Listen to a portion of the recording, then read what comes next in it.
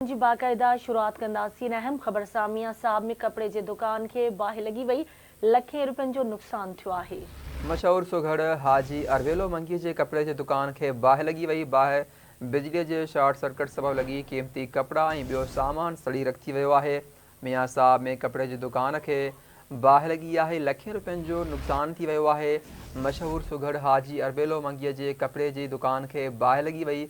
बाहि बिजली जे short circuit सबब लगी आहे। कीमती कपड़ा ऐं ॿियो सामान सड़ी रखी वियो आहे। मियां साहब में कपड़े जी दुकान के बाहि लगी आहे।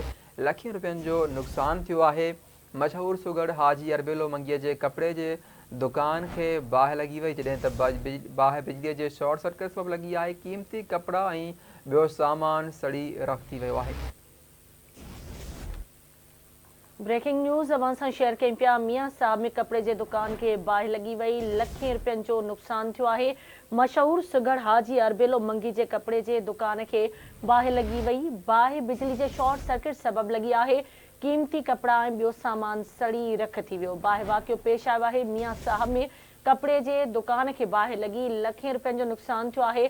मशहूर सुघड़ हाजी अरवेलो मंगी जे कपड़े जे दुकान के बाहि लगी वई। बाहि बिजली जे शॉर्ट सर्किट सबब लगी। कीमती कपड़ा ऐं ॿियो सामान सड़ी रख थी वियो।